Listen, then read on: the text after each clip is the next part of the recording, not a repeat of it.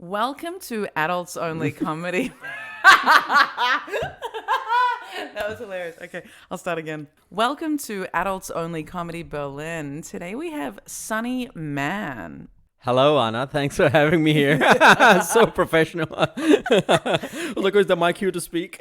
Totally, you're cute. What, like, is your surname Man? Like, Man, yeah. Man. Man, yeah, exactly. Sonny Man. Man, yeah. And your first name is Sonny? S-O-N-N-Y? It's actually Sandeep. Ah, Sandeep. But my Yes, name used to be Sunny. That's what was my birth name. And then when before I was going to New Zealand, one of my dad's friend goes to my dad. He's like, I think you need to change his name, or they might mistake him for a white guy. So they changed my name to Sandeep Man. But they kept on calling me Sonny. That's hilarious. They were like, that's the opposite of what most Asian migrants do. They're like, change his name to Kevin. Kevin Chong. Yeah, exactly. No, it's Cindy now. It's Cindy. No, your dad's friend was like, make sure they don't think he's a white boy. Oh my God, like we need to make him more Indian. That's amazing. What age were you when you got to New Zealand? I was like in my early teens. Early teens. Okay. Yeah. Okay. And then how long were you in New Zealand? I was there till I was 21, 22. Okay. Yeah. And then you started jumping around the planet. Yeah, then I started after that I went back to India for a year, which was a culture shock. I bet. I was there for 11 months, Yeah. then get laid for, not even tried, completely. Like, because I was living with my parents. So I was like, I need to behave myself because it's like the whole family face and the whole story thing. So I can't just go out on the prowl, and it's India. It's like India. so you my parents are kind of like somewhere around the region of upper middle class in India, somewhere in the middle of that. So Which is important information for Indians Indi- because the English colonized Colonized. India. So classes, yeah. We're class, and then so everything has to do with like if it came out, I slept with someone's like my dad's friend's daughter or someone's daughter. Oh, dude. You'd be And like so here, much- it doesn't matter at No, all. no. Over there, it'll be like families get involved, violence get involved. People, someone's brother will show up to pick a fight with you. Yeah, shit. So it's a Serious. whole another thing. But my brother, he's a loose cannon there.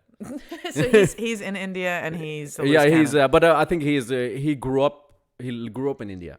So he is conditioned to it. So he knows when to strike, so to say, like when to wow. when to have a one night stand and how to go about it. He knows the whole how the game is played there.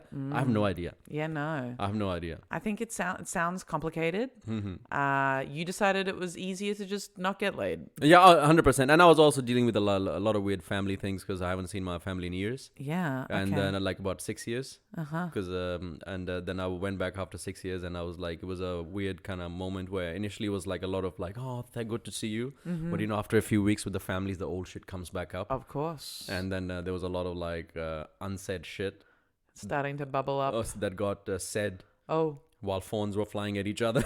Not for my end. Like usually my dad will throw something when he gets angry. Oh, yeah? He's never hit like my mom. Oh, good. Yeah, he's hit me plenty of times. That's okay. I was talking about this with Dave, actually. Yeah.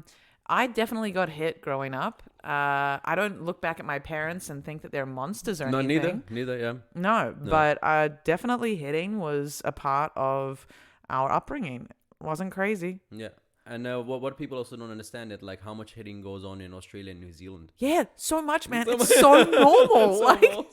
Actually, there's more hitting goes on probably in Australia and New Zealand than it does in India because you combine all the bar fights and the people just like oh yeah, true. outside, like how often fights used to break out.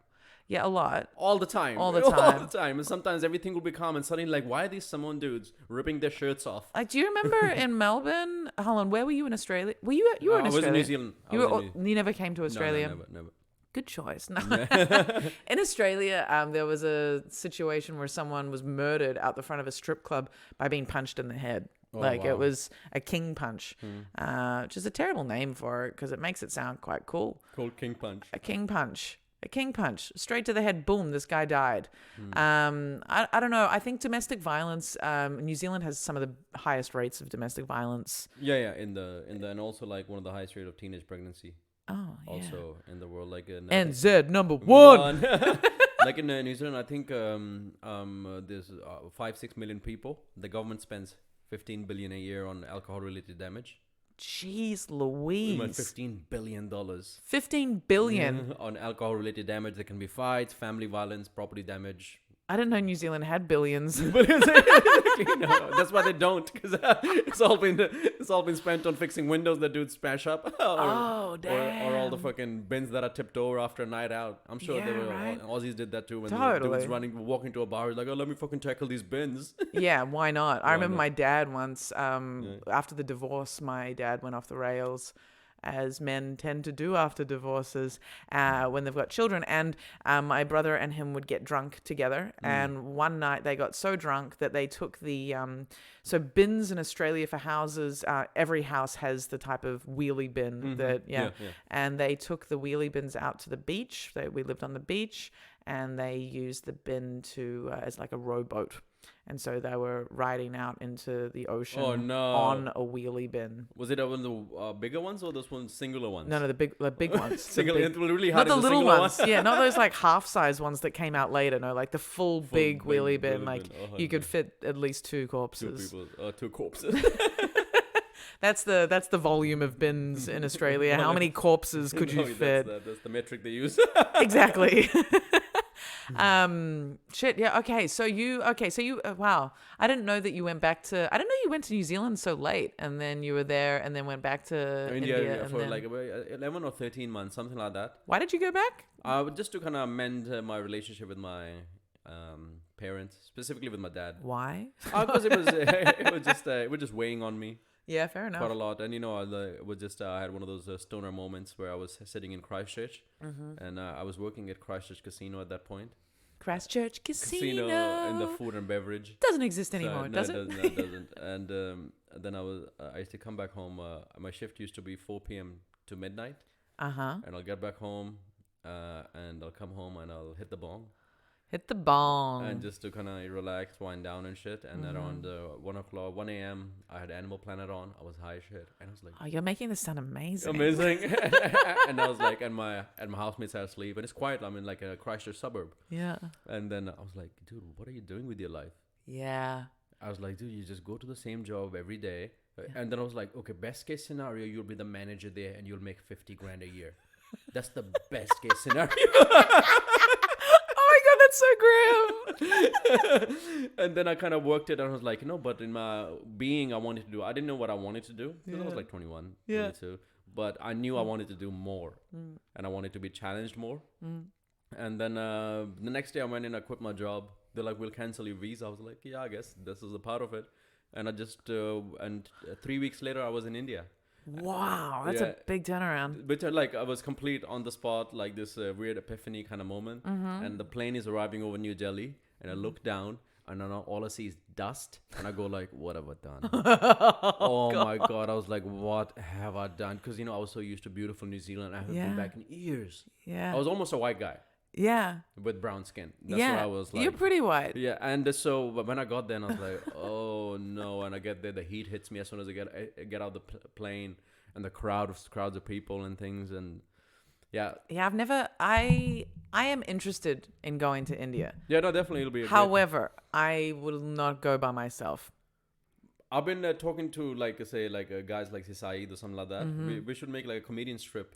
Yes, can we please? Yeah, and do some. There's lots of shows to be done. One of two of my childhood friends that I kind of grew up with, they're big time Bollywood stars now, like with millions of followers. I just want to dance. Dance. I just want to dance to some Oriental music, some ethnic music.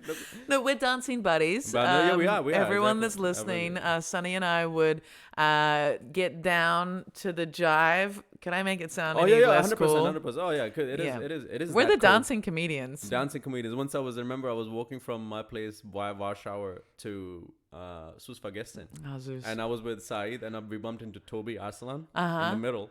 And he's like, where you guys going? And I was like, bro, dancing. And he's like, you fucking with me, right? I was like, no. He's like, seriously, where you going? Where you going? And I was like, dancing. Yeah. Like, we're going to a club. We're going to dance. But like really to dance. Like you were if I wanted to go dancing before this lockdown stuff, I can't wait to go back to Zeus, and hopefully Zeus survives. Zeus Fargesten. Shout out to Zeus Fargesten. Yeah, shout out to Susfagesten. Yeah, when you open, give us spots. Yeah, give us the back room so we can. That was a badass room. Oh, Like, Tyrone was killing it. Perfect, but it's And Daniel. because of the space and things like that, and it gets hot. But it's a perfect place to transition into partying. Oh man. So imagine doing a show there, Anna. God, yes. Well, the thing is, for adults only comedy, like people would always stay back. It was like 100%. a Tuesday night when I was first doing it, and people would stay back until stupid o'clock getting wasted because that bar, Myslivska, doesn't close until 6 a.m. usually. And people would, if a good comedy show is a good comedy show, people stay back. People want to hang. People want to get loose. People are already loose. And that Schlesien area is a vibrant area. Oh yeah. Especially, it's full of some creatures at night. Oh, I'm so excited to go to Barcelona and perform and just be out.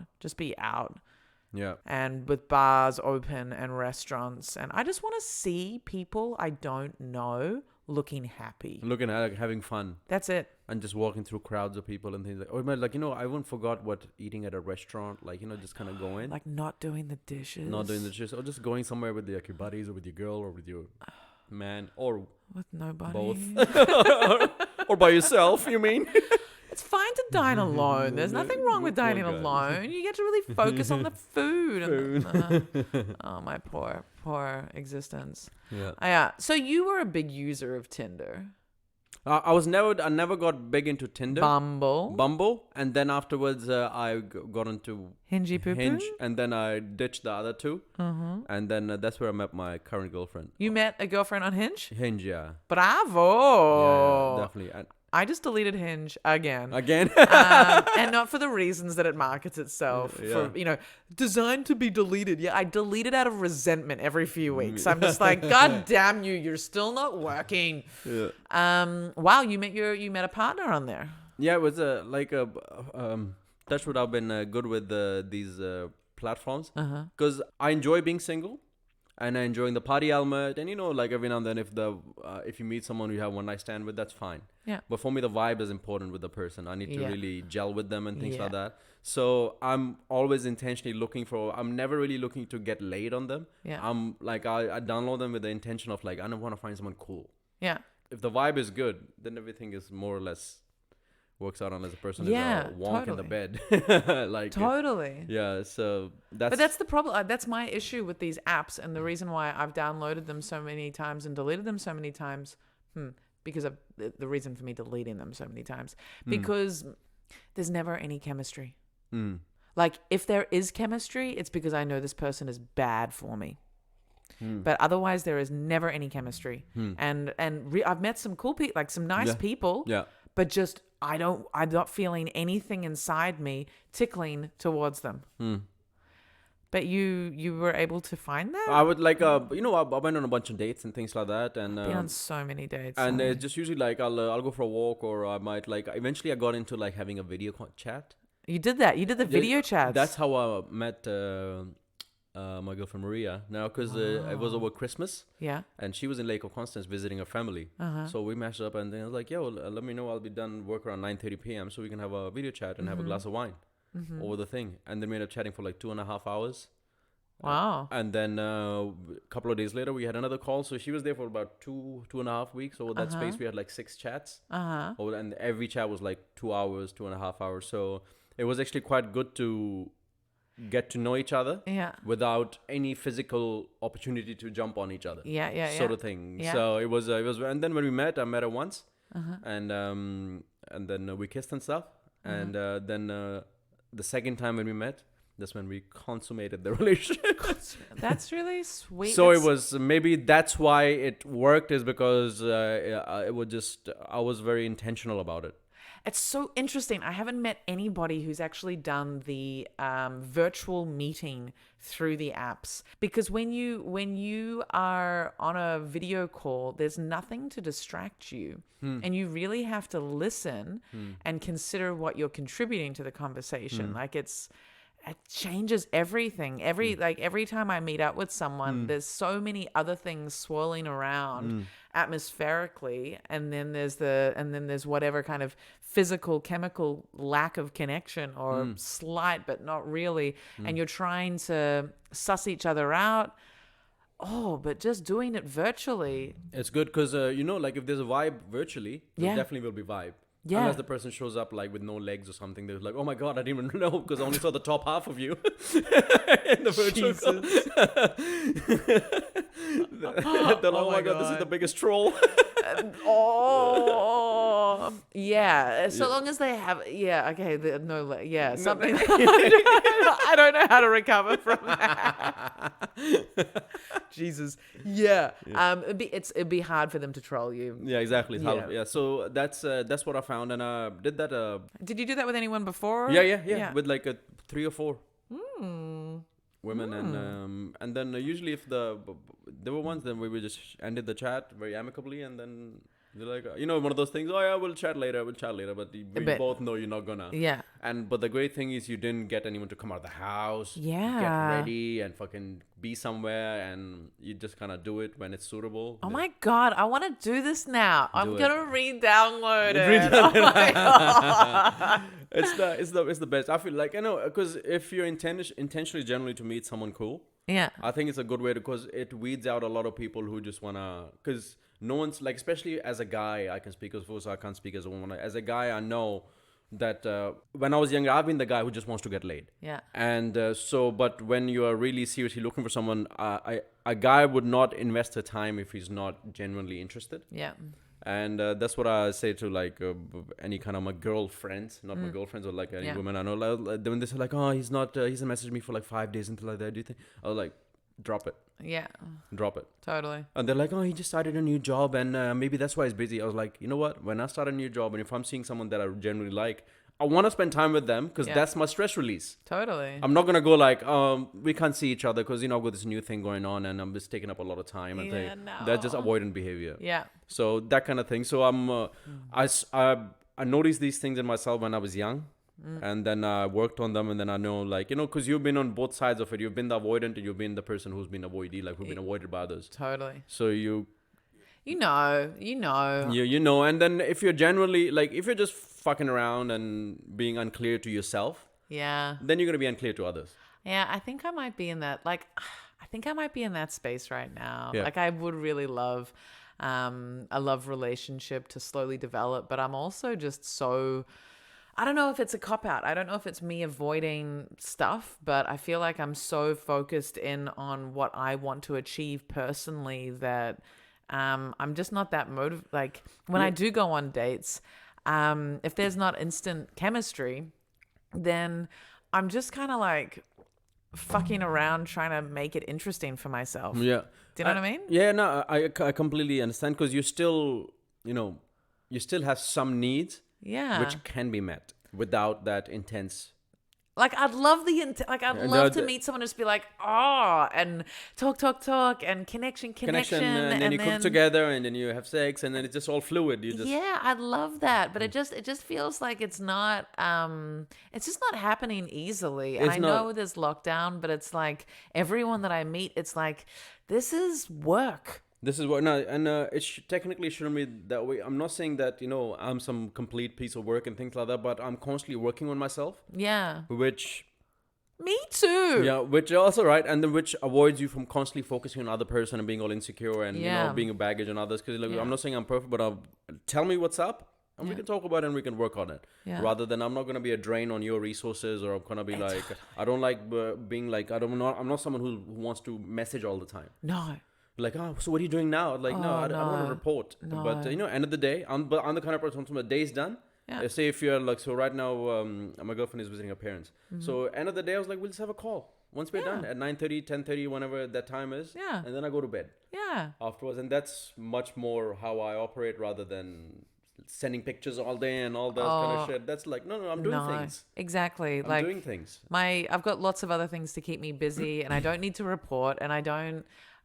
like we can talk about these things later. We don't have to keep each other in the know during. Yeah, 100%. I know. Like, no, let me live my life and you live your life. So later we have something to talk about. Exactly. And we can share and then maybe we can talk about, things bigger than ourselves as exactly. well. 100%. And I'm so happy you've got a relation. That sounds really cool. I'm really happy for you. It's nice. Like, even I wasn't like, of course I was looking for someone cool but I wasn't expecting anything. Yeah. Because as you know, like, because otherwise you constantly, I have no expectations right now. But it's still like, really? Really? Really? Yeah, Really?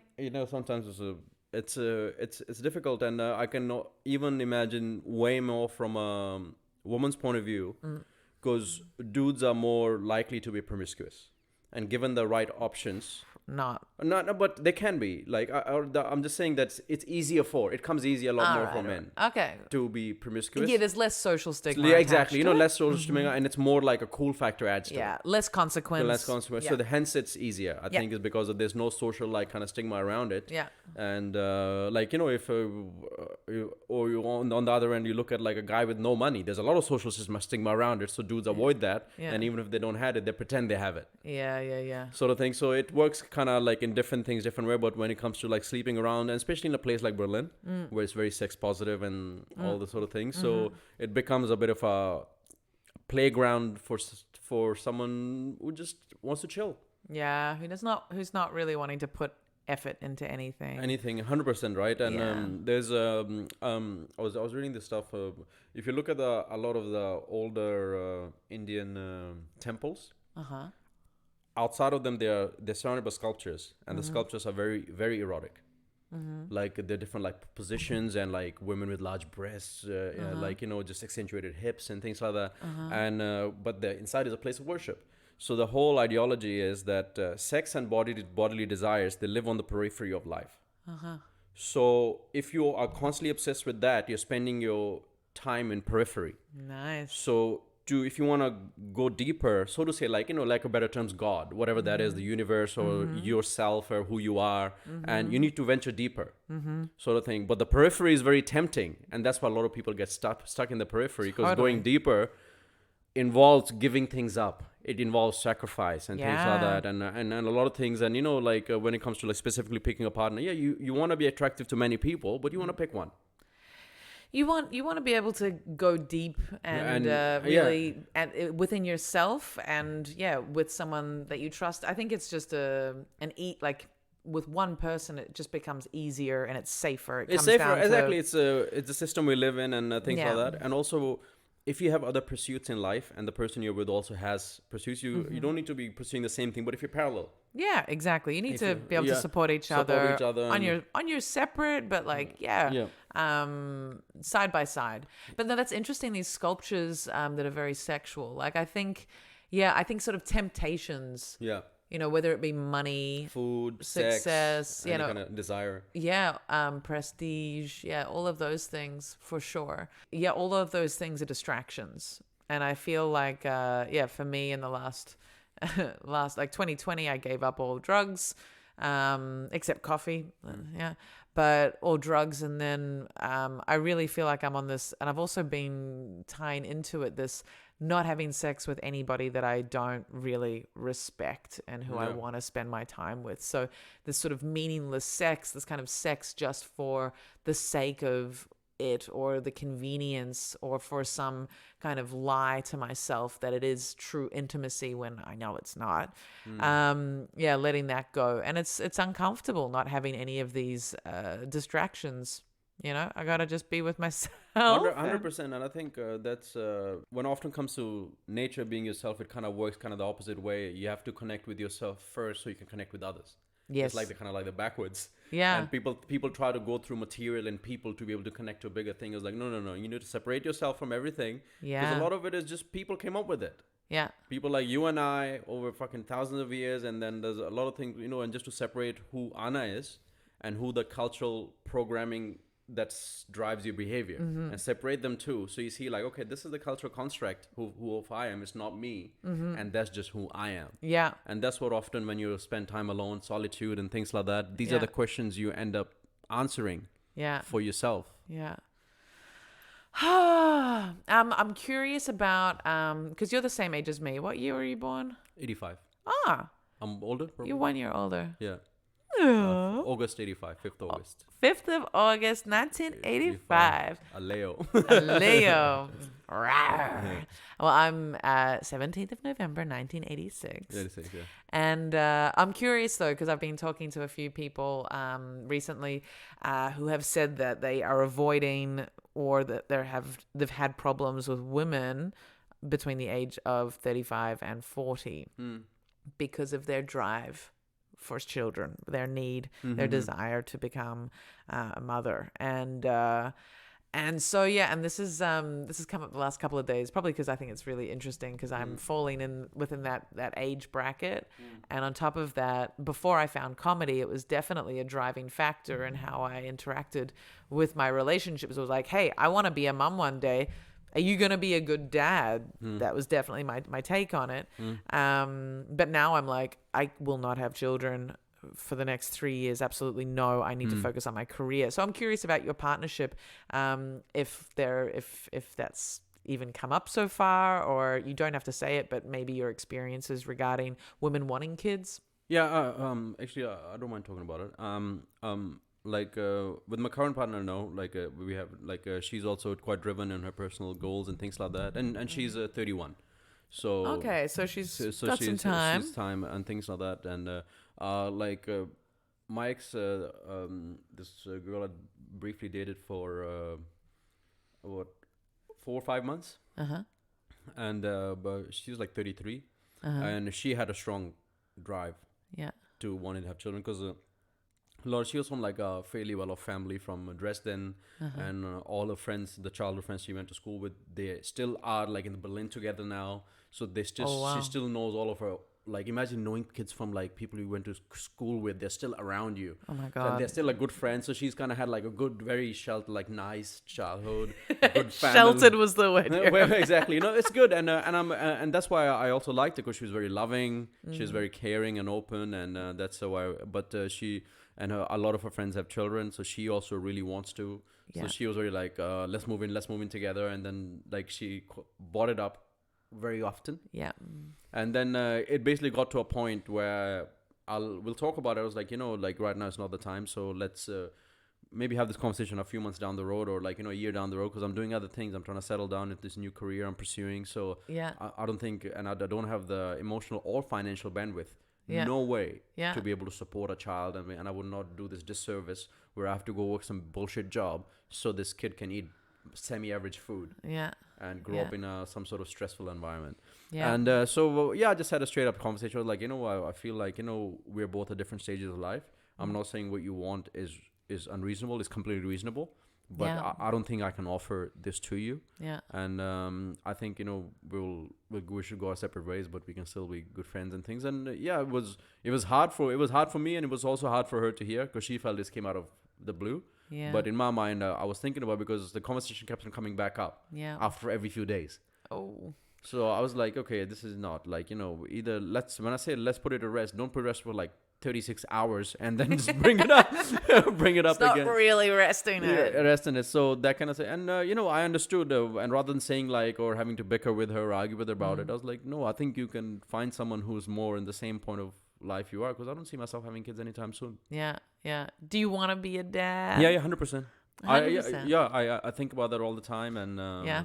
and it's definitely like, and I don't like when I date people. I really, if I can see myself being with them long term and having family, that's the only time I'll move forward. And it doesn't have Yeah. to they have done something or said it like, oh yeah, I want our children. But in my mind, I can visualize Yeah. how they are, how we talk, and things like that. Okay, like we'll be able to do things together Totally. and be able to go through life together. And it's a lot more than someone you want to bring around, your friends, your family. And also, it's a lot, like your lives are a lot more connected. Yeah, yeah. Like, yeah, I've said for a long time the only reason, like, I do want to be a mum, and the only reason why I haven't is because I really haven't found anyone that would be a good dad. That I want to have children with, and yeah, it's like you do just when like you can visualize. Like I've had visions with partners that I've yeah. had, and I've been able to see it, but then other things come in the way. Yeah. But yeah, I was just at a playground this afternoon with a friend, and he was saying how his ex really wanted kids, and that was basically kind of the breaking point. It was like he doesn't, and then we're at this children's playground, and like we're both laughing at the kids, and Yeah. it was like, no, I could. I talked about how I don't want to have kids anytime soon, and maybe never, but like I really like kids. I really like kids. Yeah, They're kids, awesome. awesome, 100%, Yeah. 100%. It'll be good. Like, of course, I want to have them. I want to have them a point where, obviously I have resources. Yeah. You need to, because it's just the way we're like, I'm not someone who's very greedy or money minded, but there's certain realities of the life that money does provide you with more freedom. Totally. Right, and anyone who says that is just kidding themselves. Mm-hmm. And I'm not saying that because money, it's a construct, but unfortunately that's the system we have. And either I can really fight it tooth and nail, Yeah. and not really get anywhere in life and end up bitter and upset, Yeah. or I can be like, okay, what's the best game I can figure out to game the system? Yeah. So can I tell dick jokes and make and make some money? Because that's the way I can see myself making money. Exactly. Let's make dick jokes pave the way. Pave the way and pay for my kids and right. and that kind of shit. So but that's Veg jokes gonna be my money maker. that's what the creativity is. It's not the creativity is not like able to come up with funny things. It's just creativity in a very broad sense. Is if you can live your life the way you want it. Exactly. Because it's a game. Because either you can play someone else's game, which is more or less you're not going to enjoy it because you're playing by someone else's rules, or you can take some risk and create your own game, and hopefully the game is fun. Or the other people look at you, they're like, you know what, I want to play with Anna. Like she seems to be having a good game going on. Exactly. And more people, then you get to collaborate with you, and the next thing you know, you're making money. Yeah. Ideally, I hope so. I'd like to think that that's how the comedy scene in Berlin is gonna move into the future. The key is collaboration. Like that's how, because there's no one person can do everything. No, it's true. Yeah, no, because you do what you do best. Yeah. And let other people do other things. Yeah. And sometimes we try to do what we do best and also try to do other things also at the same time. Yeah. And it takes away from what you can do. Yeah. So you can get people around you who also want to do the other things, and they're passionate about how you're passionate about your thing. Yeah. And then that's the best. Cha-chang, cha-chang. Cha-chang, yeah. Then you hopefully you can make, and it's not even just really about the money. Money is a byproduct, right? The main thing is you're spending your time how you want to. Yeah, that is the main. And no one else is dictating where you need to be. Yeah. Oh, can I get 1 week off holidays out of my 18 days you're giving me in the year? Like that kind of bullshit. Yeah, that is the goal eventually to be your. But can everyone be their own boss in the future? I don't know. But you can negotiate good contracts. You can negotiate, right? And even if you can live at 70% of what you wanted to. Yeah, there's a level of compromise. The compromise, and that's with everything. Yeah. Like when we look at what our parents did, they compromised big time. Imagine if you had to live your mom's life. You'd be like, I'm fucking gonna put a gun in my mouth because I don't want to live that life for the rest of the resentment that I think women of our mother's generation have had to process is insane. Insane. Yeah. And with their resentment, they were still able to give you some love. Yeah. Yeah, like a bunch, like a good amount of love. Good amount of love. Maybe not enough affection. But could have had more. Could have used more, but now you're in a position where you can give more. Yeah, right? That's true. And because there's a generational trauma we all are trapped in. Yeah. There's ways of behaving and living which have been continued generation after generation, which get ingrained in your genetics, in your DNA, and a lot of times you're doing things which you think are you, but it's not you. It's just because people who raised you and who raised them and who raised them, they've been just stuck in this loop. Oh man, loops, patterns, and then we're looking for patterns all the time as well. And how useful is this? My stomach is going crazy. I really think we need. There was some kind of scientific report that someone quoted to me recently that said that we actually go through a level of like brain, not damage. It's not that extreme, but like our thoughts are limited if we are not exposed to different environments. And with this lockdown, we can be sitting in front of our computers, sure, but like actually going out and seeing different people and seeing different physical spaces is something that we humans need in order to come up with new ideas and to feel to be satisfied and nourished in this other way that I'm not sure. Yeah, they're definitely right. Like a lot of creativity comes out of inherently who you are. If you're generally someone who's curious and wants to know, combined with different inputs, visual, nature, conversations, people, experiences, and all that mesh combined together creates something which is a joke. Yeah, a And, joke. joke, and Yeah. something you Or a song, a song or or whatever, right? It's a whole combination of those things, and it's important to be able to get that Yeah. in any way, and either I can control that input, Yeah. so I can direct my life in a certain direction. So okay, I'm gonna only input things which are gonna excel me as an artist, for example, and Yeah. cut all the other bullshit out. Yeah. That is kind of slowing me down, which is kind of putting sand in my tank. What kind of things? Put sand in your tank? Oh yeah, like if I've been back in the day, I like partying too much or things like that. Yeah. Or when you're single, like you tend to get obsessed with like just dating many women and all this sort of Yeah. things. So all the things I had to battle with in like during my 20s and Sand in my tank. It's a Sand- good name of an album. Sand in my tank, right? Sand in my tank. Sand in my tank. Go and get that sand out of my tank. Yeah. I think that's definitely that's the maturation process, is cutting out what isn't serving you. Yeah, getting the sand out of the tank. And I think drugs and sex are the biggest ones, right? Yeah, it does. Yeah, definitely those things. Because they have the ultimate pull, right? Because they completely hijack your reward system. And that's why, like, I've Hijack your reward system. That's just another great album title. Yeah, hijack your reward system. Because they do, right? Like, often, like, especially when you're dealing with harder substances. Yeah.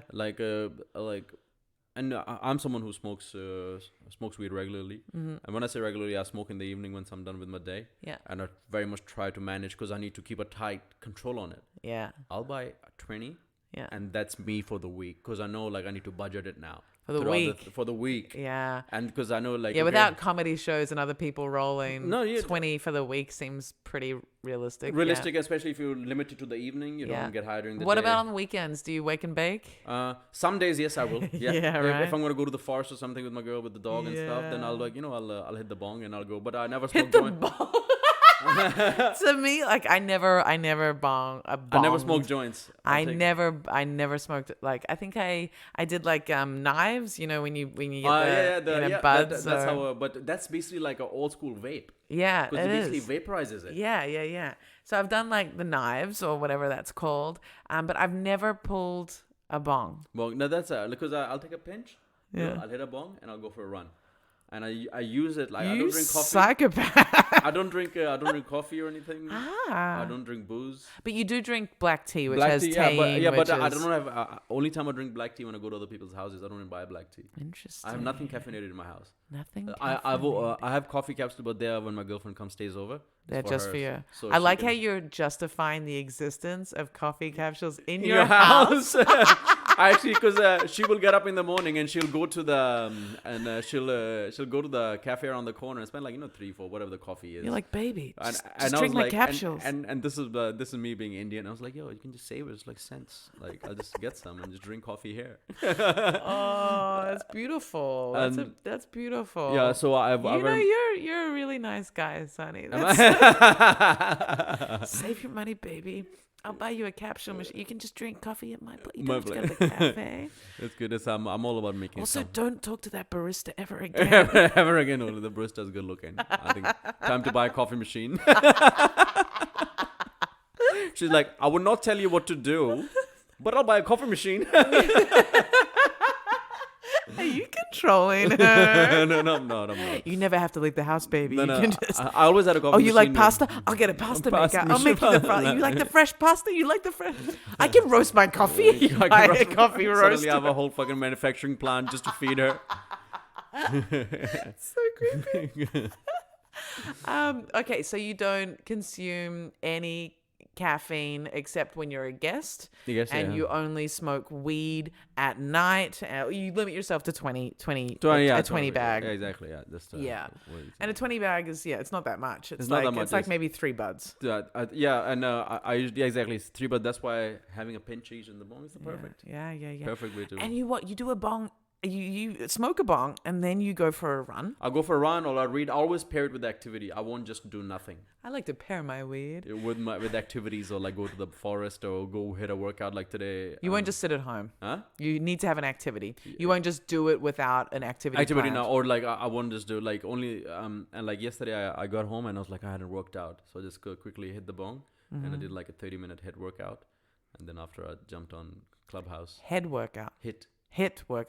HIT. Yeah, HIIT, like high intensity. High intensity. Yeah. High T. High HIIT. T. High T. I have a high T workout. High T workout. Oh, Yeah. 5 Z's. So it's also right, and it also gonna breaks that thing that people have the conception about weed. Yeah. On how it is, but I'm also maybe it brings me down to a more manageable level of I'm a quite a tightly bound person, so it gives me that relaxed perspective because I grew up around a lot of bullying, fights, being physically beating up, and being scared a lot. Yeah. So I was always New like Zealand. New Zealand and India also, And India. and so it was I was always quite tense.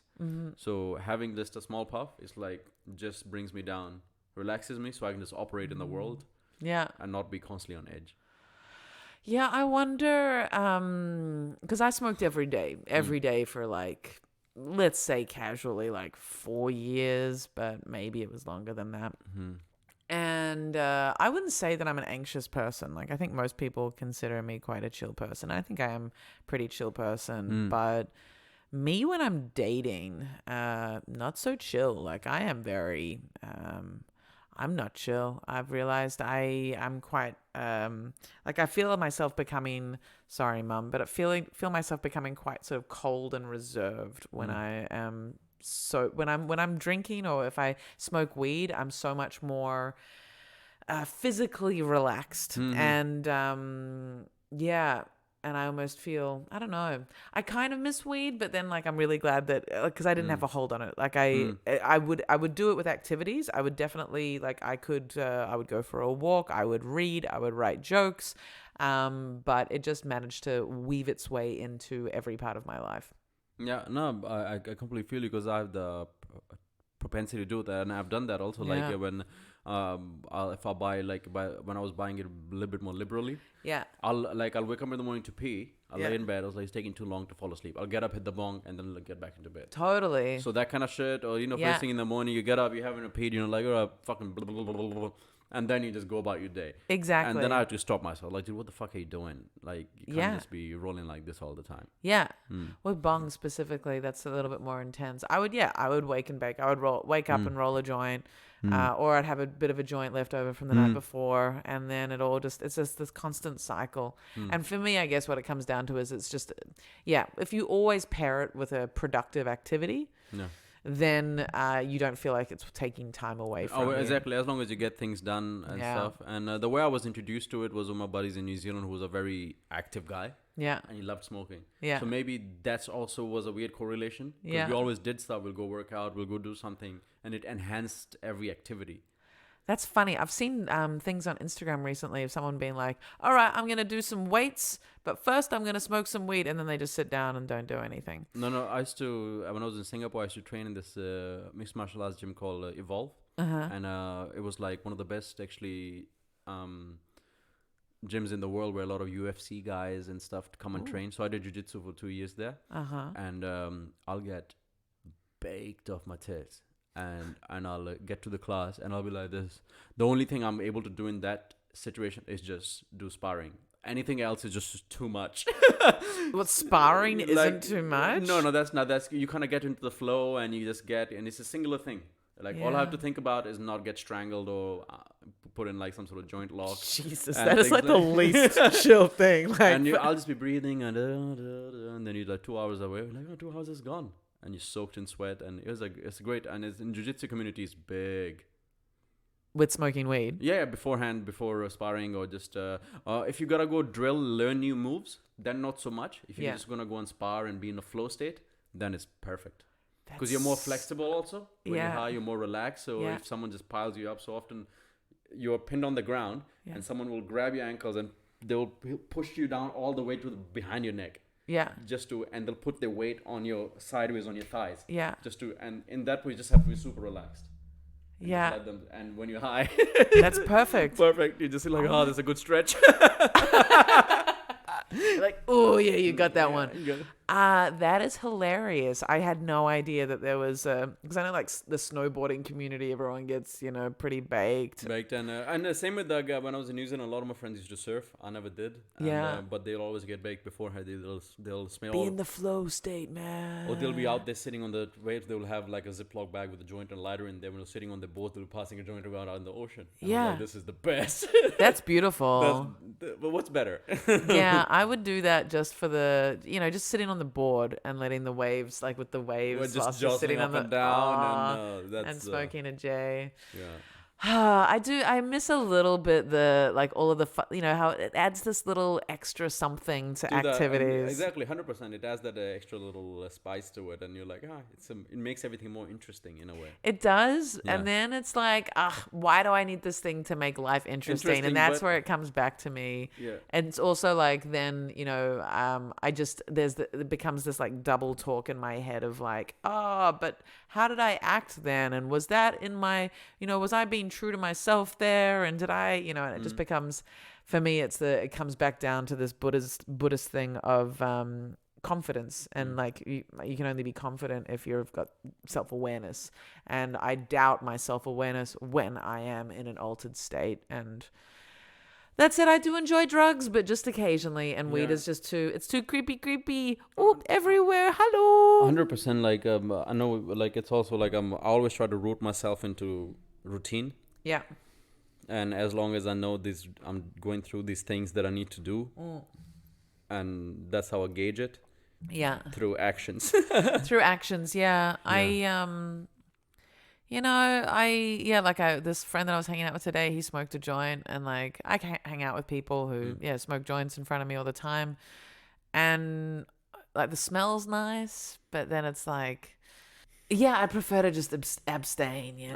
Sometimes that's, and everyone has a different relationship with these things, right? And that's how I feel about it, right? And with these drugs, and also like I've never been to like one of those sex clubs in Berlin.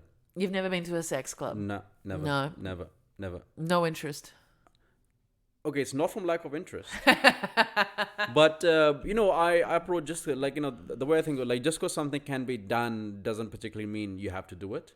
And just because I can go somewhere and have an experience, then I'll also evaluate, like, is that experience, like, really, is it going to add really some concrete value to my life?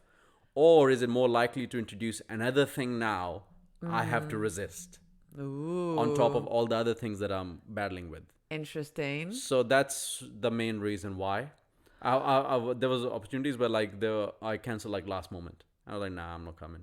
They're like, we got the guest list for Kit Kat and this and that, and come. And then like 2 hours before, I was like, nah, I feel a certain way about it, and I'm done. That's interesting. So not doing things because you feel like by doing them, it'll set up this thing in your mind that you want to do it again and do it again. There's a potential. There's a potential that might not be the case, but there's a potential. And also, like the way I look at action is like, okay, when I do this, is it going to lead me towards the direction of where I need to go?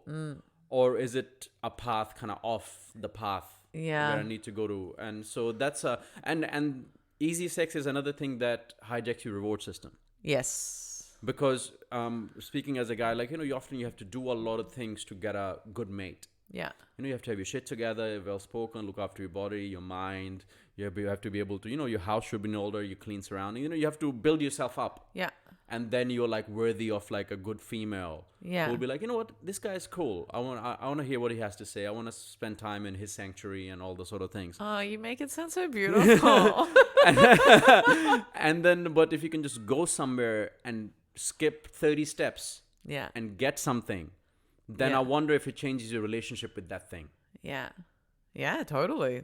That's very wise. And I think that's a big, I think what people have been, and what I'm confused with still, like I've been really disconnecting, like really kind of breaking it down and trying to understand it, but that sex has always been kind of this easy thing to get, and it's been this thing that for me subconsciously represented intimacy. And it's not intimacy. Like sex with someone doesn't mean that they understand you better, or doesn't mean that they really deeply care about you. And yeah, like I was even just on this date on the weekend. And it got to this point where I was like, there's not that much chemistry here. I can't feel it. Like I'm trying to imagine that it's there. And then I just sort of said, hey, do you want to like, or he was like, oh, the curfew hasn't come in tonight yet. So you don't have to sleep over. Oh, And so we haven't had sex, we haven't kissed or anything. oh, so he's already preempting that you have to leave. Exactly. Okay, yeah. And I was like, yeah, cool. I'm not wanting to sleep over. Like, that's not where we're at. But then he was like, so what do you want to do? And I was like, well, it's almost midnight. This has been nice. I suppose I'd be open to maybe a couple more hours to see if we have any physical intimacy. And I said it like that. And he was like, oh, well, I don't think we're there yet. Okay, interesting. And I was like, okay. He's like, these things move at different times with different people. And it's not always, that kind of chemistry isn't always there. And it was like, in my head, I was like, shit, like this chemistry needs work. And, I'm kind of suggesting this just to see what will happen next. But I'm not really all into this, but like I've already spent 5 hours with you. It's almost midnight. Maybe we see what it feels like. Like sometimes being with someone physically, I don't know, who knows? Maybe it can just feel good. Yeah. But basically he was like, oh yeah, and no, I have to get up and like go for a ride tomorrow morning. And I was like, okay. He's like, yeah, I've got a 135-kilometer ride tomorrow. I was like, all right. That's the first time you've told, like, I didn't say that. I was just like, oh, okay. I was like, okay, well, I'm gonna go. Like, I was just like, I'm getting out of here. I've just been rejected. And then I was really upset, and I was like, oh my God, like I just made myself vulnerable for someone to then say no. And all I really wanted was intimacy. And I was kind of tricking myself to think that there was any chemistry there. And also just going, oh, well, I've already invested all of these hours with this guy. It was the second time we'd hung out. I was at his place. It was like, why not see if there's physical intimacy? Maybe we'd like it if we hug and kiss. I wasn't even like, I would definitely want to have sex with you. It was just like, let's sit on the couch and see how it feels. And then I realized, wow, I think I'm still conflating sex with intimacy, and I'm still, trying to... no, definitely right. And and don't get me wrong, like sex is important. Yeah. But when sex is good, it's like 5% of the relationship, and when it's bad, it's 95%. Yeah. So it's but then when it's good, then it's a non-issue. Yeah. You know what I mean? When and then most of your life is other things on what you talk about, your shared vision. Yeah. You're doing other things, going out on little adventures and things like that. So that's what most of it is. And so I know, like it's tricky. Well, the thing is, the first time I went on a date with this guy, we had a nice like 3-4 hours chatting. It was nice, but he's not exactly. It wasn't like there was this like pow, pow, pow, pow, pow, nice like flow. It was kind of like, look, you're interesting, you're different, you're not bad.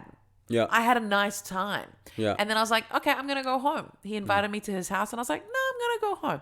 And then we meet up the next time, and it was like, I was in this kind of weird space, so was he. So I was just like making jokes and being quite silly. And I was just like, blah, blah, blah, sun is shining. Let's just have fun. Let's be silly. Yeah. And then we end up at his place, and we're talking and talking and talking and talking. And it's like 5 hours. And it's like, well, should we just like try and be like, at this point, should we just try it? Like, and then him being like, no. And it's like, oh, okay. Yeah, that's weird. Yeah.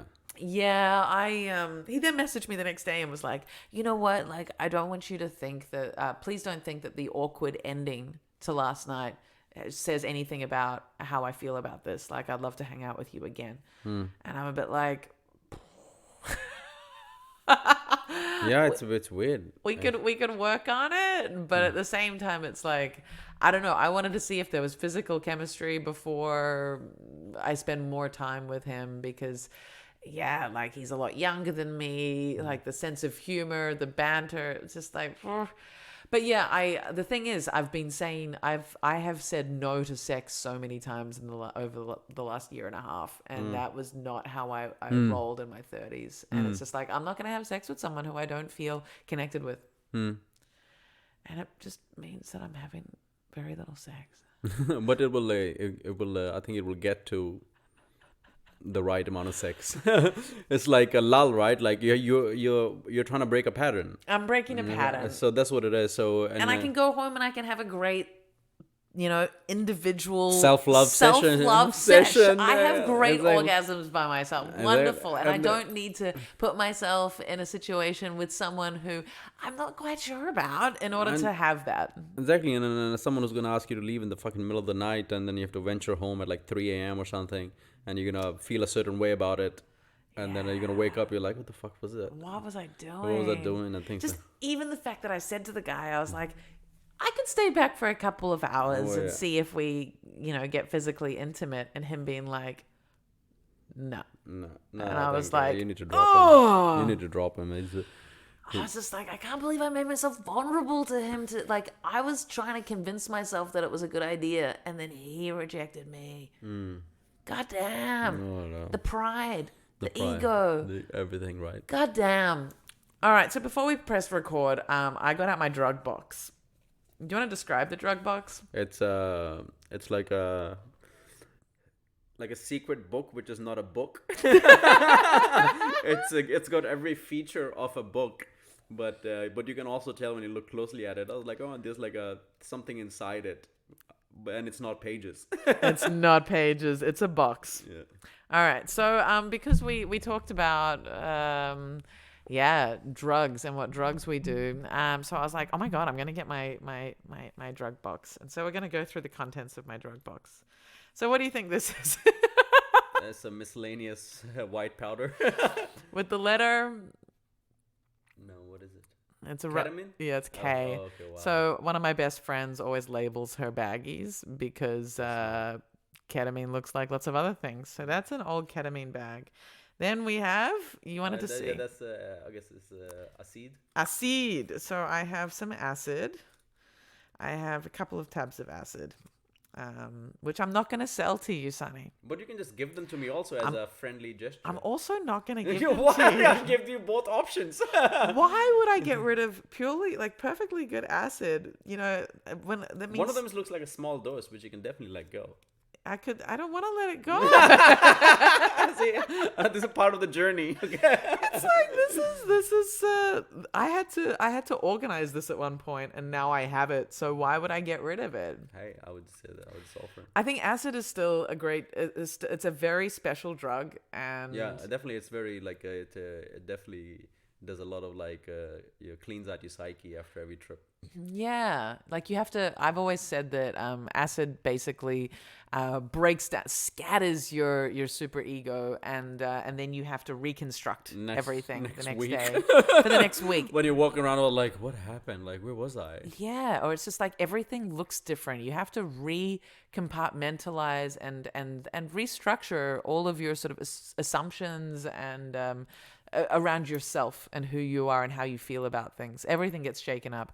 The more I say it, the more I'm like, oh my God, I want to do it. I want to do it. And I want to give one to Sonny. It's so nice, Anna. I almost sold you, or I thought I sold you. Once. I sold you some before. Yeah.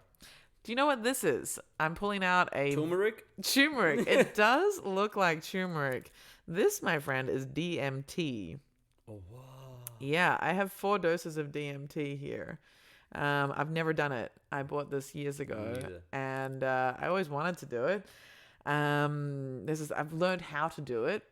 Yeah, apparently it's real classy. You got to get a big sort of 1.5 liter plastic bottle and cut the bottom out. Already super classy. Gravity bong, one of those. A gravity bong. Then what you do is you get some aluminium foil apparently, and then you that makes a plate that you will then connect to the bottom of the thing, but you bottom of the bottle that's been cut open, but you put the DMT in there, and then you connect the aluminium foil to the base of the bottle, and then you basically smoke it. So you then light the DMT from underneath the aluminium underneath the foil, and you wait till it's all you keep the bottle closed. Yeah. You wait till it's all full with powder smoke, and then you go and you hold it in. And then you zoom out of the universe for 10 minutes? 15 minutes. You go into the inner workings of the universe. And maybe one day, Anna. Maybe one day. For me, that's going to be do it with somebody drug. I don't want to do that alone. Like I'll be interested in trying it, but definitely it needs to a lot more preparation. Yeah, there's a lot of preparation that's required. Then I have another baggie. This Salt? this Salt? yes, it's Himalayan salt? I don't know. It's not pink. It is very white. This is ketamine for sure. Oh man. Just a little bit of ketamine, not much. Just for any police that might be listening. And then I have some very old mushrooms. Look, these are old. These are very old mushrooms. I don't think. Yeah. I'm curious what would happen if. I don't think anything's gonna happen.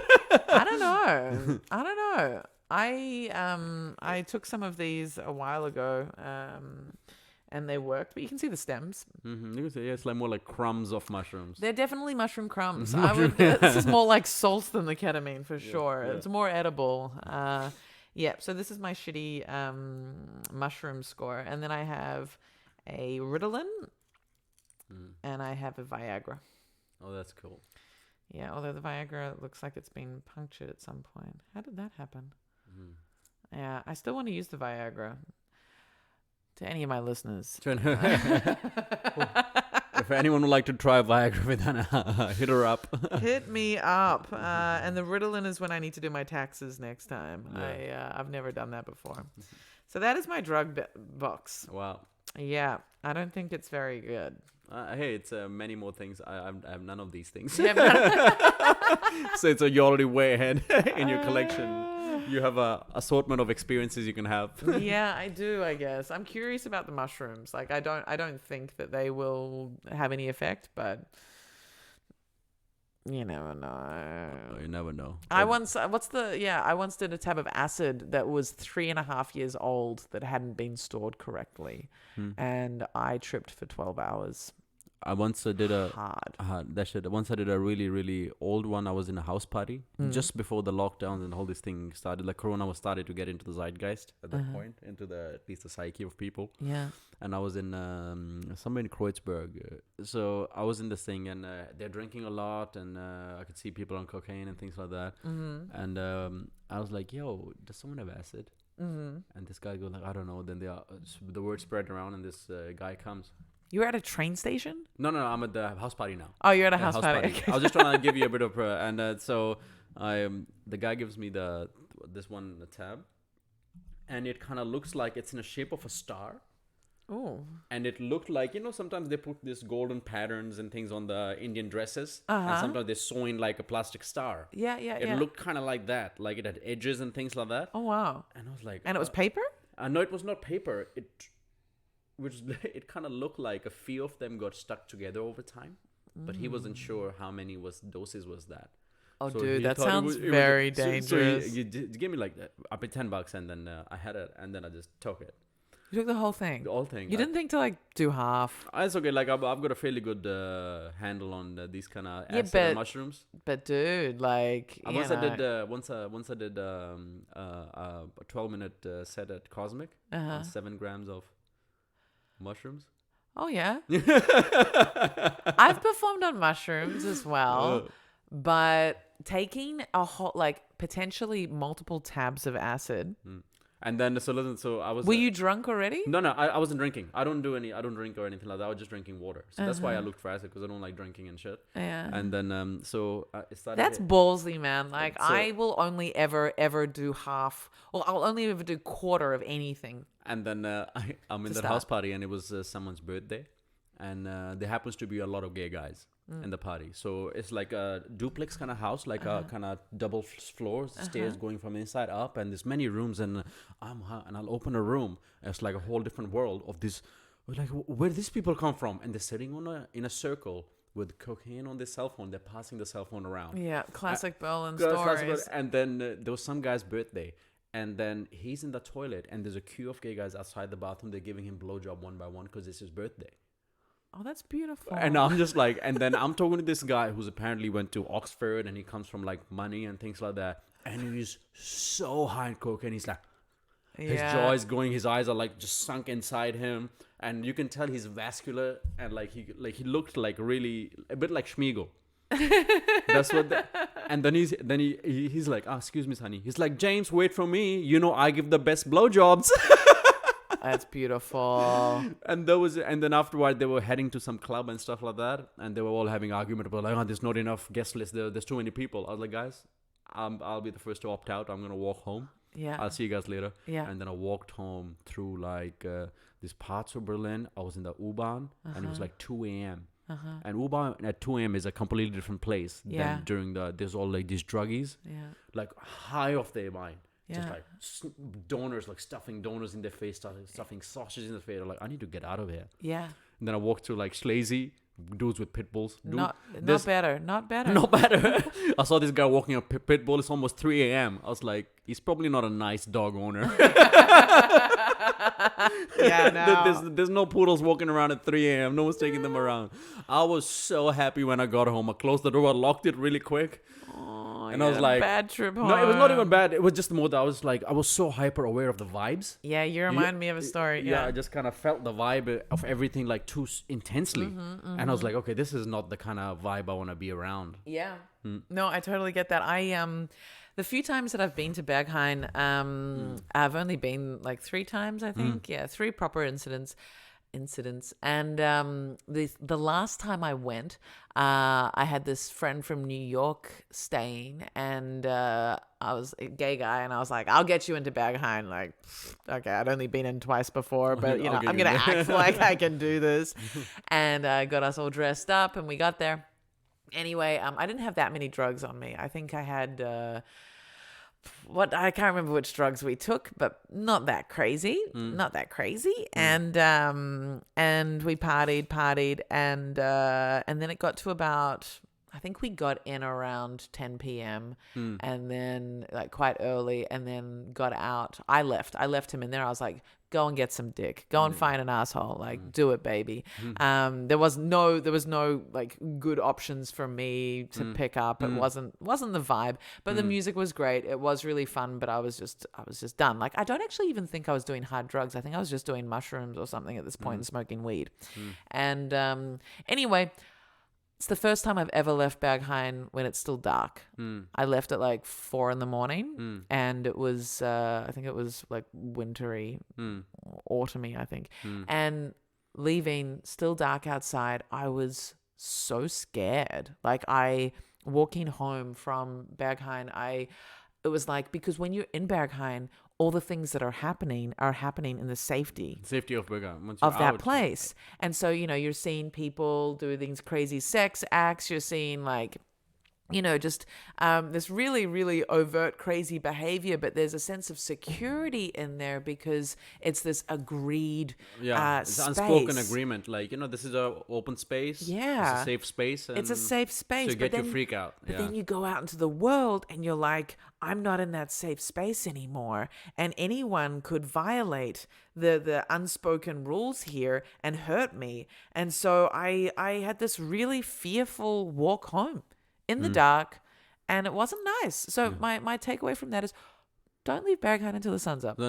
Exactly. And especially like when you leave, you're also in the part of Berlin, which is not the best part of Berlin. You get out near Warschauer and things like that, and it's a bit sketchy. Especially around there. at late at night, that place is full of creatures, not people. Creatures. Yeah, it's creatures. It's the ones who didn't get into Berghain for a reason, or who knows who didn't even get into, I don't know, the worst clubs or anywhere. Yeah. But yeah, no, I'm surprised that you took that much acid. But it was good acid then. It was good. I've usually had good, like one intense one that I had was I guess, and one of my friends was visiting from Singapore. He got some really fresh stuff. Yeah. And he gave it to me on the dance floor and took it. And I walked back home. He was staying in my place. Like, I set up the sofa bed, and I was on the bed, and then I was like, all right, I guess first we started watching Archer. Okay. And I was like, dude, you have to turn this on because it feels like she's talking to me. Because it was an episode where Archer's mom is having a go at Archer for being irresponsible. Yeah. And I literally thought she was saying these things to me. Like a personal speech. Exactly. And I was like, oh no, this is... And then we turned the thing off. Yeah. And I closed my eyes and I turned on the side. Yeah. And I lay down. As soon as I close my eyes, I see myself from underneath the bed. like the bed is made out of like glass. And then my silhouette, me as a person, it opened up like a flip book into many pages, like from laying up like brrr, That's like Alice in Wonderland. and it kind of opened up, and then I fell down, and I'm just going through this rabbit hole. I fell through my bed, and I'm just kind of traveling, and occasionally I'll open my eyes, and everything was just like water. Like I was underwater, like it was all just fluid, like it was just, the room was like some sort of spaceship traveling through a black hole. So you know why when you watch Interstellar, when they're going through the black hole, everything becomes like wavy. That's how everything around me was. And I'll close, like, okay, this time I'll definitely fall into sleep. I'll close my eyes and I'll go down some different rabbit hole. And then all I kept on hearing, it was like, you've been here before, you've done this many times. Don't be afraid. Like, that's beautiful. And then it was that another thing towards and I didn't get a lick of sleep. Yeah, no. I was tripping. No, tripping, so 3 a.m. Eyes closed tripping is so intense. 3 a.m. Apparently they say the best way to take mushrooms as acid is you take a strong dose. Yeah. You put a blindfold on, and you lay down in a dark room. Yeah. And that's when you face your demons. Yeah, no, I've tried that once because an ex-boyfriend, he grew mushrooms. And so we tried that a few times with shamanic drumming in the background. And so lights out, darkness, strong dose, and shamanic drumming. And it wasn't as I don't think we took enough mushrooms actually. Yeah. But the time when I took the 3.5-year-old acid that I thought wasn't going to be strong at all and ended up tripping balls for 12 hours, that was with an ex, and we were having sex for hours. And the whole time we forgot that our housemate, her little sister, who was 17 years old, was sleeping in the lounge room, which shared a wall with our bedroom. And we were having acid sex, which is off the wall. Some crazy. Interdimensional sex. Crazy shit. Every time I close, like I can often have visions during sex anyway. Like when I close my eyes, I get a lot of visuals. Yeah. And I remember visuals from many different sexual episodes I've had. But with this situation, I was seeing just images of different landscapes in Van Gogh style painting. Yeah. Everything became a Van Gogh style painting. Everything, yeah. And even like when I started opening my eyes, everything had this like, little brush stroke, like little small dots. Everything was looking like that, and this sort of swirly mix of colors on a palette. It was so intense. And then trying to sleep, and then I was supposed to work that morning, and I'd been asked to work. It was a Sunday, and I didn't usually work Sundays. This boss of mine had begged me, and it got to 7 a.m. I was supposed to be there at 9 a.m. It got to 7:30, and I was like, fuck. There's no way I'm going to. I can't do this. No. Like if I go there, I'm going to be hurting the business because I'm so dysfunctional right now. Yeah. So I called him. I was like, Nick. He was like, Barros. I was like, I'm so sorry. I took acid that I thought was bad, but it was really good. I'm still tripping. And he was like, are you fucking serious? I was like, yes. I'm like, I can't work. Like if I come in, I will actually be taking productivity away from you. I'm not okay. Yeah, I'm gonna be a baggage. Like I'm gonna be something that you're gonna have to carry. It's not gonna work. And he was like, fuck. And I was like, I'm so sorry. And he really wanted to fire me for that, but he needed me. Exactly. No, but that's good. Like the other thing I kept on hearing was when I was in it is like, you are just time expressing itself. You are just time expressing itself. And that's I was like, you're just time. And this I saw these like little dwarf beings, like many, like, and they're all speaking in unison. And they're everywhere. They're in patterns. They're like in just little intricate patterns, which are made out of these little dwarfs. This kind of Snow White and the Seven Dwarfs kind of dwarfs. Yeah. And then they're like, oh, you're just time expressing itself. You're just time expressing itself.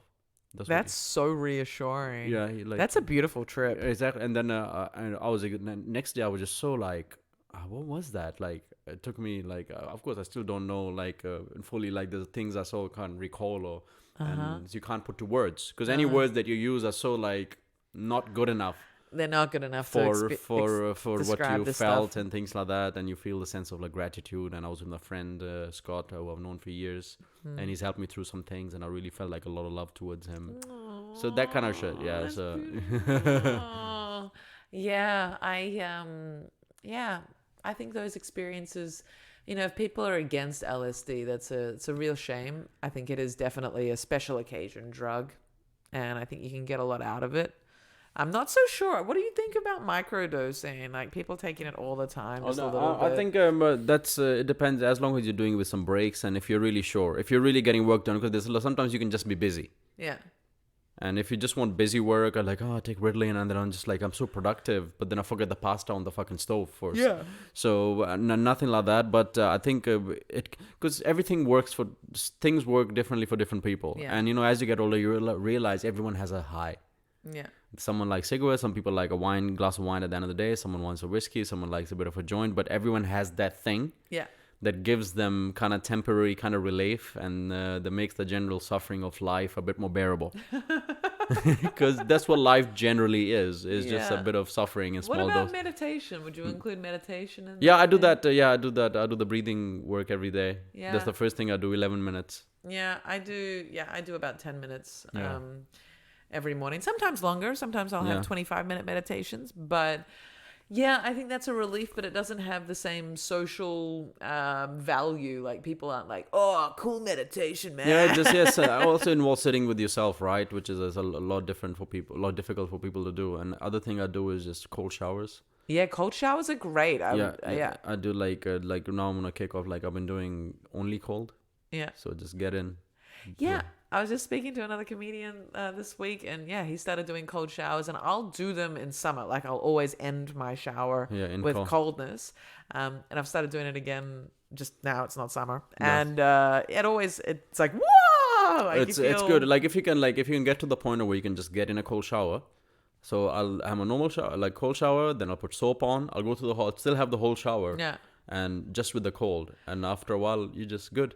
Yeah, I like the warm shower. I know, no, it's the same. And then I like the cold finish. Well, what you like, if you can have a bit of a warm shower fast for like 4 or 5 days, and you can push yourself to have the cold one, and then you're gonna go to warm on the 6th day. Yeah, it's just gonna be like you're gonna be rediscovering the warm. It's just so much more joyous. That's like starving yourself. No, it's not. So It's not like you still It's not even that. You're still cleaning yourself, and I think with the cold is right. Like there's a deeper thing also is because it's nature.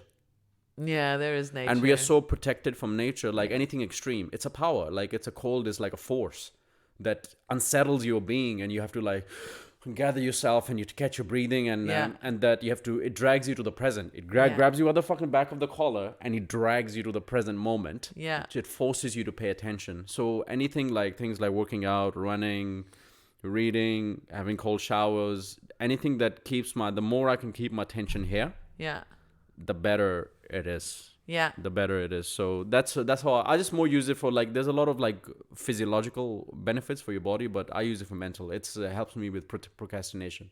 Because if I can get myself to step into a cold shower first thing in the morning, then everything comparatively seems easier. So like having to read or having to write doesn't seem like the resistance decreases between those things. Because you've already done something which is so much more difficult. So your bar for difficulty is already set there. Yeah. So anything... But that's physical discomfort versus it's not psychological sort of strain. It's a big part of it is physics. Every time I get it, like today I was just walking around the shower for at least 7 minutes because I knew I need to have only cold shower, and I was like, and I was thinking of reasons to convince myself why I should have a warm shower. Yeah. But then as soon as I got in, and then like 15 seconds later, I was like, what was I afraid about? Yeah. So the thought is often more scarier than the actual action. Yeah. And that's where the mental part comes in. Then you realize, okay, like then what are the other things in my life which are not scary at all, but I'm thinking that they are, and I'm avoiding them. Okay. So it's the whole principle of how you do anything is how you do everything. Yeah. So if you start pushing yourself consciously towards difficulty head first, then it changes your perspective of what difficult is. For sure. I do also like strongly believe in, you can have the cold shower because you're creating procrastination right there. Or like, yes, okay, you're redefining difficulty. I think that's a really cool concept. However, I go, we've got this life. We can enjoy it. I'm going to enjoy my warm shower to start with. And then I'm going to end my shower. Once I've enjoyed the warm shower, I'm going to end it with this cold me facing the forces. Yeah. And I don't feel like I resist doing things because things are difficult. I think that's also something. Yeah, Like, yeah. No, I think, and I'm not saying that it's you personally, but a lot of people do. Yeah. And, I just feel like I don't feel like I need to redefine difficulty. Exactly. Yeah, and like I enjoy the warm showers and things like that. And most of the times it is warm and then cold. I always take a cold shower. Yeah. But it's warm then cold. But sometimes I'll do like 2 weeks. Yeah. It's only cold. It's just a bit of a mental exercise. Yeah, it's interesting. It's good to, because then it's like, and it's good to kind of set like a goal which has nothing to do with anyone else. Yeah. But you're just like, okay, like, am I like, okay, I'm not reliant on this. Yeah. So it's good to know that you have the control rather than something else. Yeah, it's true. So it's about autonomy, right? Like the more autonomous I can be, that okay, I can pick and choose. Yeah. Like I can. It's proving to yourself that you can stay true to a goal. And it's and often a lot of things which are difficult in the moment are more rewarding down the road. Yeah. You're like, if you go for a really difficult hike with your friends, which really like you were almost like want to throw up, and you're like, and then you're gonna be sitting a few months later and look like, remember the hike we went on? But you can go on a roller coaster ride. You're never gonna talk about it 3 years later. No. Because it was a moment, and that's how I feel like about a lot of easy, those so to say, this reward system hijacking things. Yeah. They're emotional fast food. Yeah, totally. They feel really good in the moment, like a Big Mac or fucking fries or onion rings or anything else feels. Yeah. But then you wake up feeling hungover. Yeah. And you have this kind of jet lag from them. Yes. And that's what I try to avoid in my life. Yeah, the jet lag, the emotional jet lag, or the emotional hangovers. Hangover, exactly. Because there's enough emotional bullshit that you or we have which we didn't ask for. And it takes decades to unpack that. Yeah. And then so it just sometimes I feel like I just make sure that I'm not adding anything to it. Yeah. And of course I am, and no one is not, but I try to reduce that adding. That subtraction from the bottom is more than what I'm putting on top. Yeah, totally. Yeah, that's how I feel. Interesting. Yeah, I can relate to all of that. I definitely don't like to add stress, so Yeah, and I think as comedians, right, we all come from like kind of stressful backgrounds, so we all, in the end of the day, we want a peace. Yeah, I just want to chill. Well, I want to feel fulfilled. I want to feel stimulated. I want to feel useful, and I want to feel like I can keep creating. Yeah, 100%. Yeah. And I always go back to that what was it, Mark Twain speech that Dave Chappelle's mother, he was talking about his mother, and he said, my mother said, sometimes you have to be a lion so you can be the lamb that you are.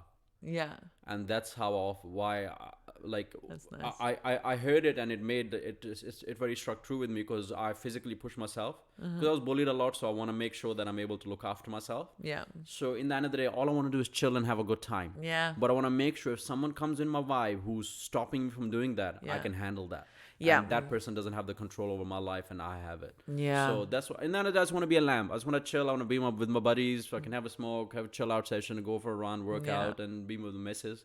But I just want to make sure that I'm doing it, and no one can take that away from me. Yeah. Yeah. I really feel like taking acid now.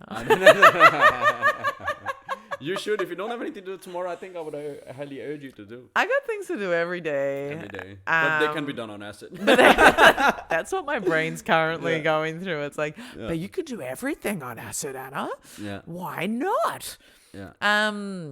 This is just random. Do you believe in, like, you're Indian. Mm-hmm. Do you believe in horoscopes? Not particularly. And though, like, you read, and there's so much stuff out there.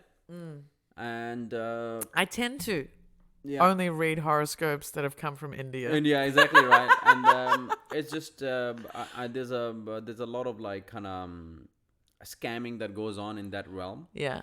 And but also I'm not saying that a lot of it is like if all of it is bullshit, because I just don't know. Yeah. I try not base my life on it, though I have read it and a lot of things strike true. Yeah. But when you look at it skeptically, I was like, no, it's also very vague. Totally. It's like, in this cycle, there are going to be things from your past that they're going to stem up. And I was like, they're always stemming up. But for example, you introduced yourself as a Leo, right? Yeah. Like I definitely feel like I'm a Scorpio, Yeah. and I don't think that I've changed who I am to fit the personality type exactly. of a Scorpio, Yeah. but I think I'm very much a Scorpio, which is And ridiculous. same, exactly. That's how I like, and that's where my confusion comes also, because there's a lot of things like Leo-like qualities that I read about. Even your face, you look like a lion. Lion with my mane now, especially with my long hair now. Yeah. And so now I feel like the qualities they mention, like, okay, they do ring true, but then I'm like, yeah, okay, I'll take it at face value, like this is Yeah. what it is. Like, Yeah. I try not to invest too much stock in it. Yeah. Like, I'm not gonna wake up every morning and rush to my horoscope just to figure out what, because these things can also be very powerful and suggestive. Totally. Because sometimes then you feel like you're relying on that to determine how you're gonna act that day, rather than if you're acting just naturally. Yeah. Who you are. So Totally. I think it's a good way for some people who are like, okay, how I'm gonna go about my day. Yeah. I And- think it's just another religion, right? And Exactly. It's another, because a lot of things are filling the gap of religion. Yeah. That as the Nietzsche says, God is dead, and God it's is the dead. man killed it, and it's our over rational culture, which is based on numbers and professionalism and office and ties and things like that. Religion, I don't even mean in the mainstream sense, which has been used as a tool for profit and division. But I think there's a spiritual connection that everyone desires for. Yeah. And the guy who's waiting sense of purpose. sense of purpose, right? Or sense of explaining things which science cannot. Yeah. And a lot of things, so the guy who's waiting outside the line of Star Wars, waiting for the next movie to come out for 3 days to get the tickets, he's religious about it. Yeah. He might be an atheist who works in technology, but his religion is Star Wars. I love that guy. So exactly. So we still find things that people who they find CrossFit, Yeah. or they find fucking someone else. So they still go for some sort of tribe or cult. Yeah. It might not just be like, oh, there's some guy in the sky who's gonna punish you once you're dead. No. It doesn't have to be. But it Yeah. doesn't- and maybe that it was Institutionalized Yeah, and maybe religion. it was all just up. It was something just to give you a bit of a guideline for your life, how to loosely Yeah. live. Yeah. Yeah, I just find with so like I stopped I never believed in horoscopes, but astrology always somehow rang true. But I did, at the moment of true despair at the start of the year, I did look at my 2021 horoscope for Scorpio. And like it basically said, I'm going to be really successful this year in everything except love. Like I will have no good partners. No good. No luck. I will have, what do I have to look forward to? Some light moments at the end of the year. That's what I've got as the dangling carrot. Some light moments. So I don't know if this is if this is ruling me right now, or if it's relieving me, if it's reassuring, or if it's actually making me lazier. With not lazier, but like, whenever I step into a potential romantic situation, there's a part of me that's already given up. It's like, I've got some light moments at the end of the year. You're not going to be anything. Yeah, I guess that's the tricky part, right? Is whether are you controlling your behavior, or something you're reading is kind of now like a placebo effect Exactly. happening, that you're like, okay, did I take a sugar pill, or was it the real thing? Exactly. Yeah. Exactly. And yet this horoscope is making me go, all right, just enjoy the career and personal and like friendship successes that are happening and my other growth in different areas, but and don't focus on the love thing like that. Don't focus on it at all. But it's like, I don't know how much of it is has been shaped by this. I think I feel like in different times of your life, there's different things fall in place. Yeah. And right now, maybe your professional things are falling more in place. Yeah. Because maybe that's where also a lot of your focus is at the moment, and hence that's working. Yeah. And maybe once that's more of a smoothed out groove where it's just kind of operating, you'll have a bit more bandwidth. And then, because the way I feel about relationships, right, it's like it's like sports. You gotta take a shot from the strong footing. I love all your analogies. So you I often, I've gone for things where you're mid-air and you're just kind of throwing it and it's not gonna land. I'm totally doing that right No, now. I'm so- going on these dates and I'm just like Mid-air. I'm swimming and like trying to hit random balls. things. It's like water polo. Like it shouldn't be happening. And if you're in a strong space, you're independent and things like that, then you can really make a call. If you meet the right person, then you're like, okay, I need to be with this person for the right reasons, and I'm pretty fulfilled in who I am. Yeah. And is this person adding to, like, bringing new to the table. Like, the combination is creating something exciting, Yeah. which is even accelerating me towards my goal. Yeah, or our joint, like our separate. It's a separate / joint journey. Yeah. And that kind of shit. So this is the clarity. The sun is shining through my bedroom window. I'm feeling really enlightened right now. I'm really looking forward to tripping. All right. So plug something, Sonny. Plug something. but what do I have to plug? I don't have right now. I don't have anything to plug. Come check me out on Clubhouse. Ask comedians anything or Bropra. It's most days. GoPro? Bropra. Bropra. Bropra. Oh. Tell us what you do on Bropra. Bropra is just a bunch of bro and broettes hanging out, just us answering questions that people. It's like a talk show. It's like a talk show where everyone gets to become a moderator. You become a moderator. You become a moderator. And you become a moderator. And look under your chairs. There's washing machines. It's the show where you come if you want nothing. It's not like real Oprah. No one's gonna be giving you a fucking house. We're all living on sublets here. Yeah, right. Oh, it's man. win free. It's like we are WIN and then free. Win free. Win free. Bropra win free. Win free. That's beautiful. I'm gonna come to Bropra. Bropra tonight at 8:00. Please. Well, I'm gonna be busy tripping. Exactly. Then definitely pop in. Definitely pop in. Then. Maybe I will. All right, cool. Well, speaking of Clubhouse, find me as well. Doing lunchtime filth and a bunch of other stuff. New material night tonight as well. Oh, cool. Yeah, I'll Tuesdays and Thursdays. probably be there if I'm not too tired. And also follow me on Sunny Samurai. Sunny Samurai on Instagram. On every platform. On all. You're always Sunny Samurai. All the platforms. Sunny Samurai. You know what I watched? I watched Ronin 47, the Keanu Reeves movie. Have you seen it? No. Yeah. I've wanted to. I've flipped check it out. over You're gonna enjoy it. I'm gonna enjoy it. It's gonna- I think I'll use the last moments of my beamer, my projector use for Ronin that. You're not a true samurai. You're half blood. Half blood, half Like- blood. half blood. You are half blood. Half blood. You know samurai.